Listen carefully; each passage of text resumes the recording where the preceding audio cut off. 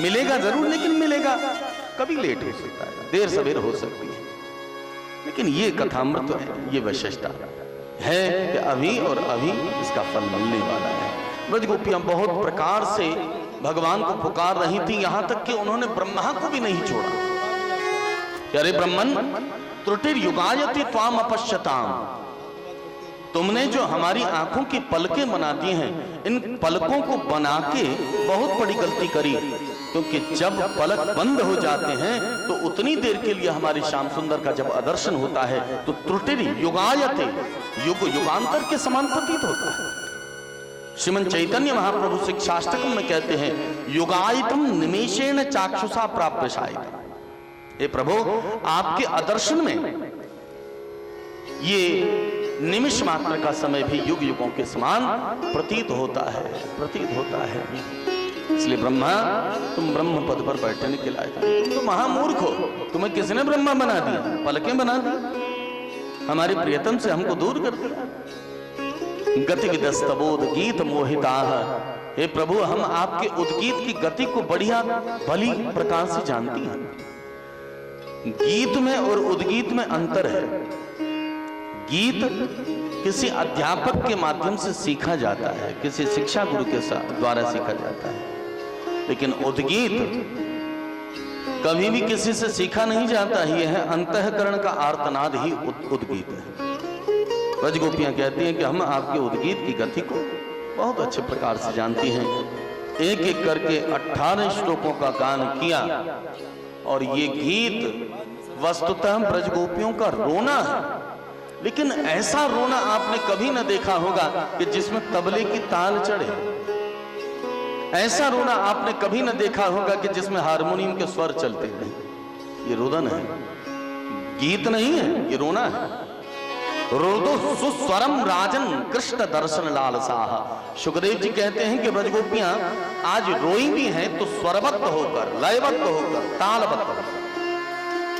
कारण क्या है कि हम लोग जब भी रोते हैं तो संसार के लिए रोते हैं, और जब संसार के लिए हम रोते हैं तो वो रोना सुरबद्ध नहीं होगा, वो बेसुरा रोना है। लेकिन जब जीव भगवान के लिए, गोविंद को पाने के लिए रोए तो वो रोना नहीं, वो रोदन नहीं, वो गीत बन जाता है, वो योग बन जाता है। अर्जुन अपने दुखड़े को भगवान के सामने जाकर रोए तो उनका रोना भी विषाद योग बन गया, योग बन गया। गीता के प्रथम अध्याय का नाम विषाद योग है। हम संसार के सामने रोते हैं अपने दुखड़ों, लेकिन उससे तो बात नहीं बनती।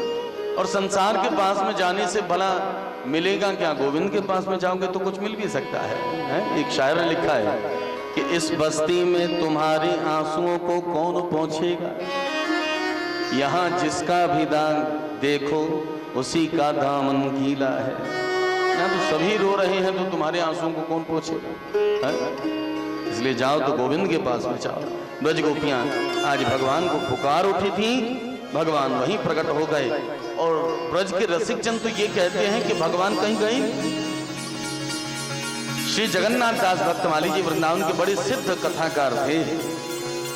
वो कहते थे कि ब्रज गोपियों के बीच में भगवान सखियों के से अपना उत्तरीय ओढ़ लिया और सखियों के बीच में सखी बनकर खड़े हो गए। जब तक ब्रज गोपियां गोपी गीत का गायन करती रही तब तक तो भगवान ने उघारा नहीं, लेकिन जैसे ही गोपी गीत समाप्त हुआ अपना दुपट्टा हटा लिया, कृष्ण प्रकट हो गए। तासाम आविर्भूत सौरी स्मयमान मुखाम्बुज पीतांबर धर सग्वी साक्षान मन्मथ मन्मथ।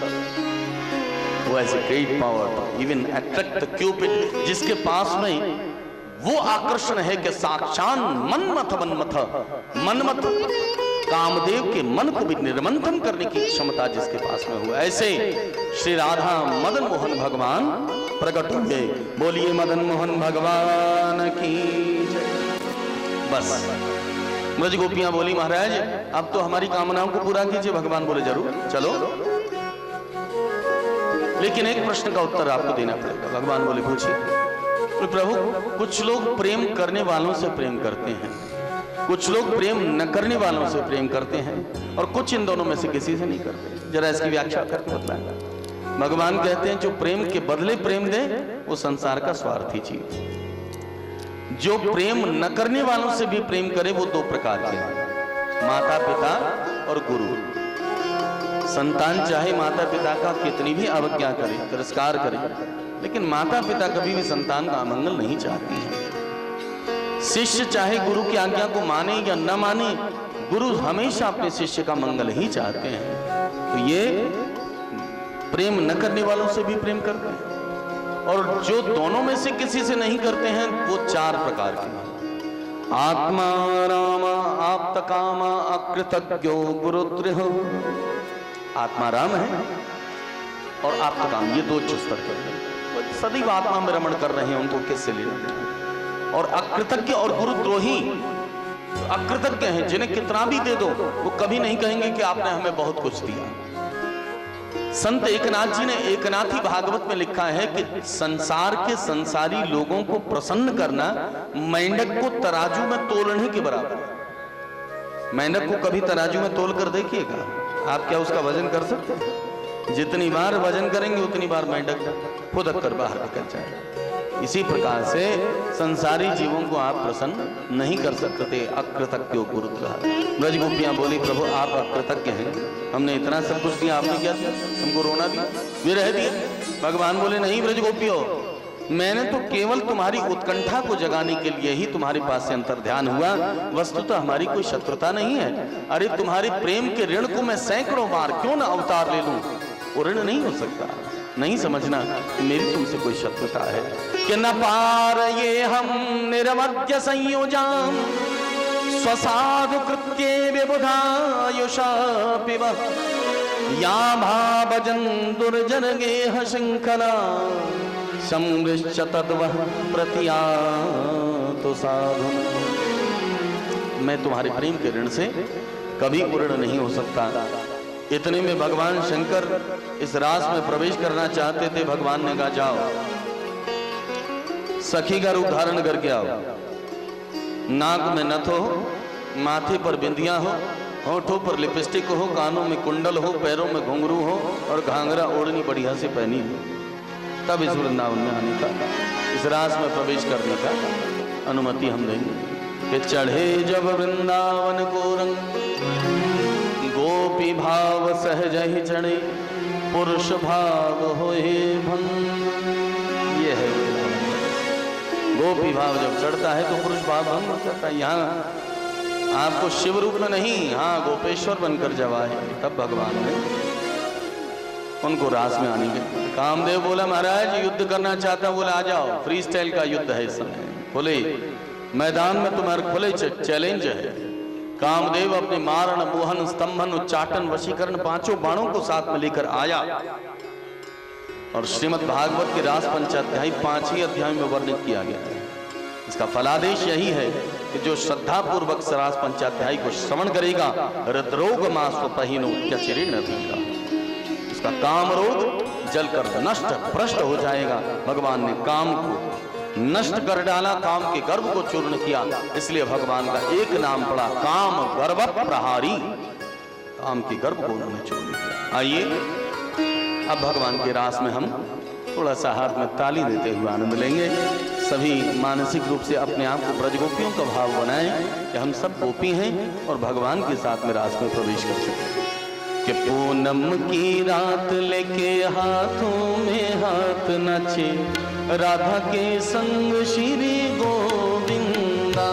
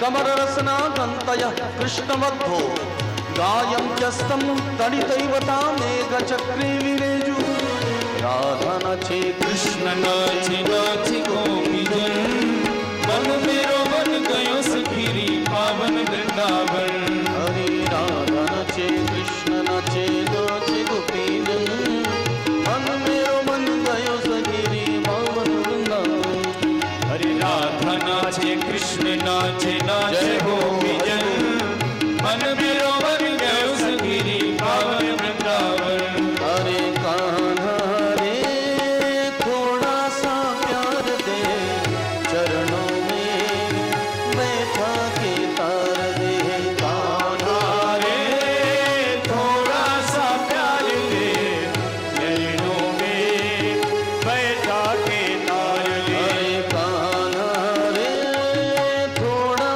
सा प्यार दे चरणों में बैठा के तार दे हमारे थोड़ा सा प्यार दे चरणों में बैठा के तार ले अरे ओ गोरी जीवन संवार ले प्रेम की भिक्षा झोली में डाल ले ओ गोरी जीवन संभाल दे प्रेम की भिक्षा झोली में डाल दे सृष्टि के कण कण में इसका भास है यही महारास है यही महारास है सृष्टि के कर कण में इसका आभास है यही महारास है यही महारास है हरी सृष्टि के कण कण में इसका आभास है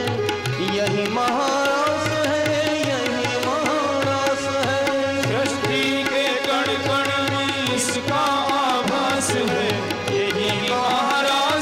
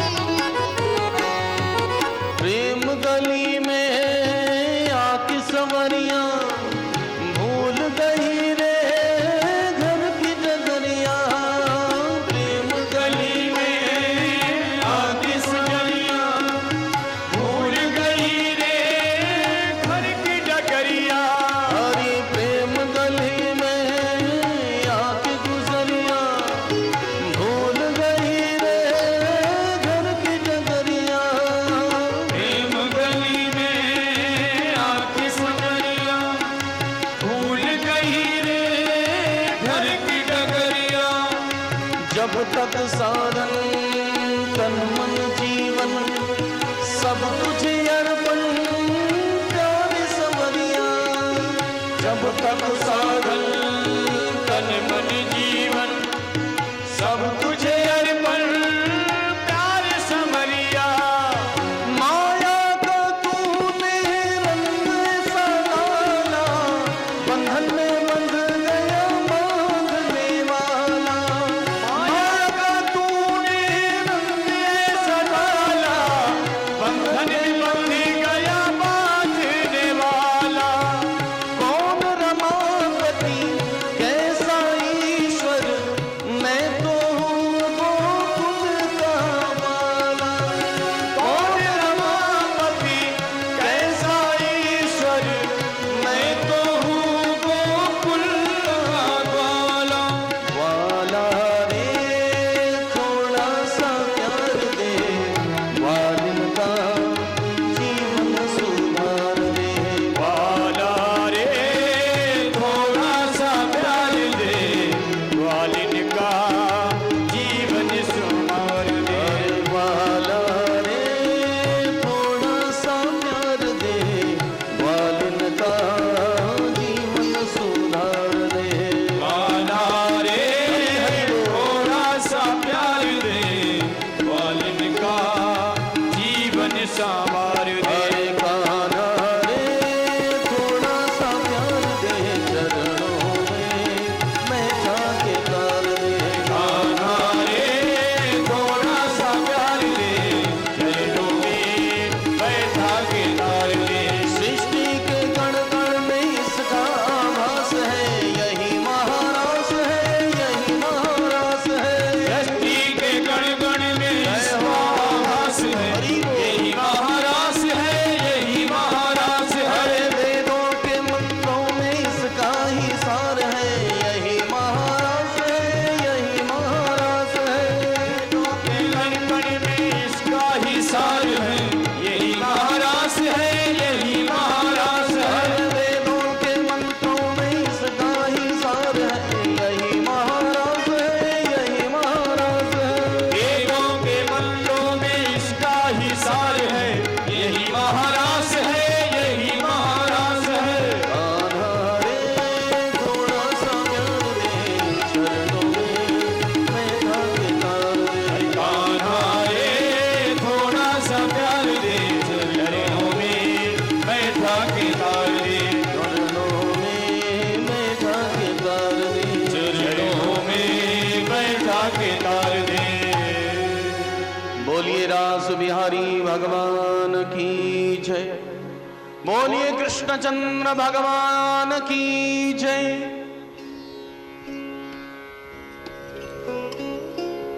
न केवल भगवान ने रास विलास किया अपितु योगेश्वरेण मध्येन कृष्णेन तासां मध्ये द्वयोर्द्वयोः। हर दो गोपी के बीच में भगवान थे।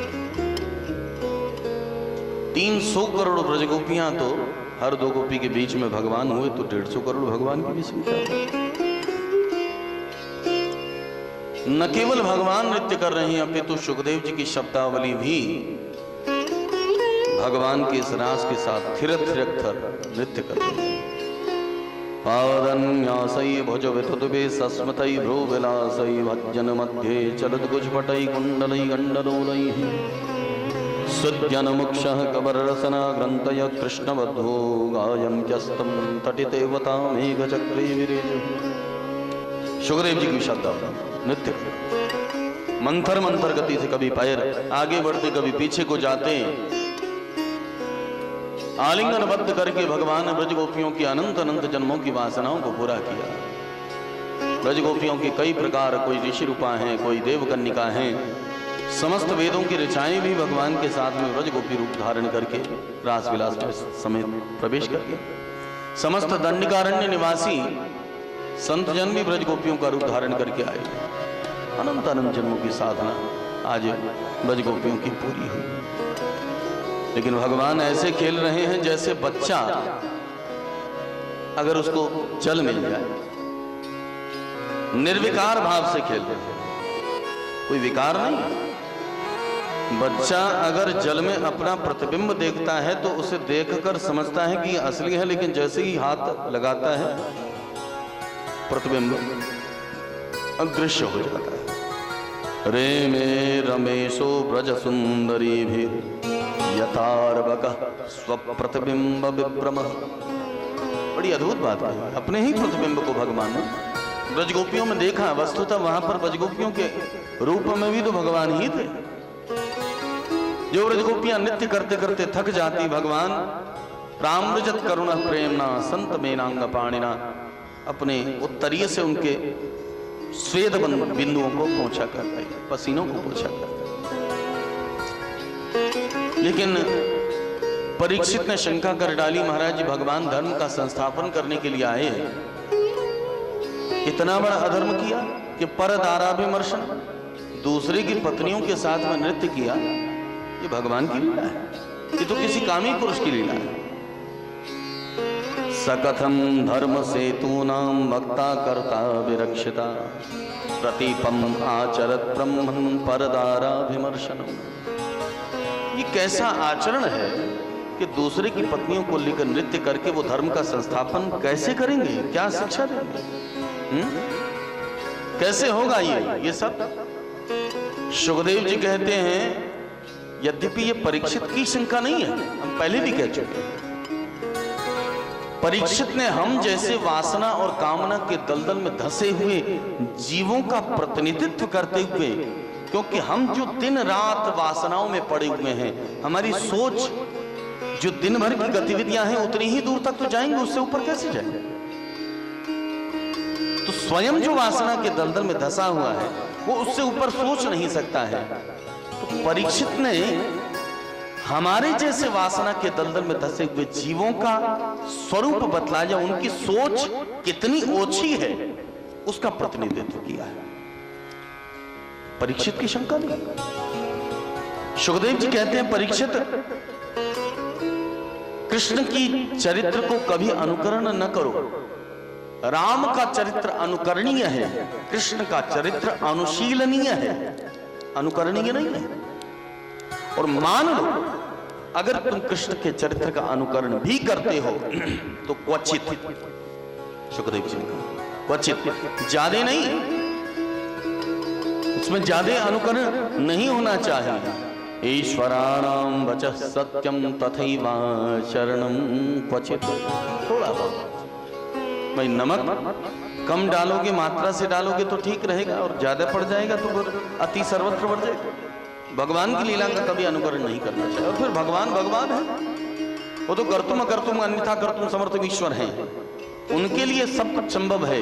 लेकिन फिर भी तुम अगर ये कहते हो कि भगवान दूसरे की पत्नियों के साथ नृत्य करने हैं तो तुम्हारा भ्रम है।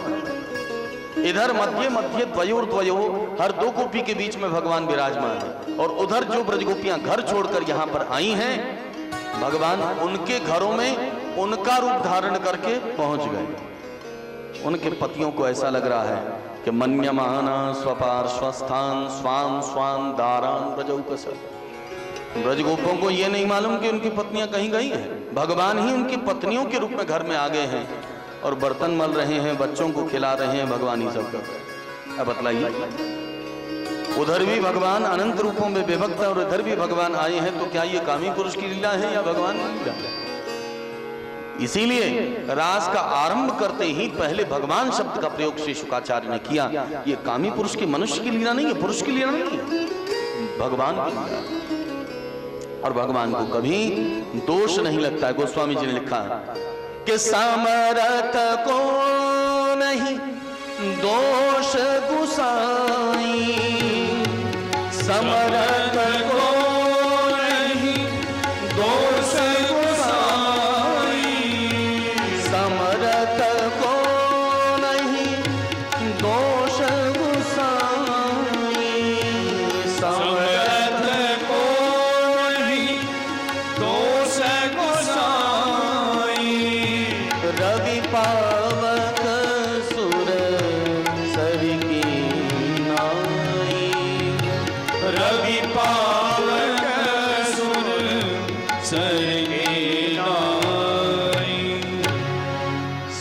भगवान को कभी दोष नहीं लगता है, भगवान सब कुछ कर सकते हैं। सुखदेव जी रास का फलादेश कर रहे हैं कि विक्रीडितम व्रजवधूभिरिदं च विष्णु श्रद्धान्वितो शृणुयादथ वर्णयेद्यः भक्तिं परां भगवति प्रतिलभ्यताम् हृद्रोगमा स्वपहिनोत्यचनेन धीरः। जो श्रद्धापूर्वक इस रास का श्रवण करेगा काम रोग चलकर भस्म हो जाएगा।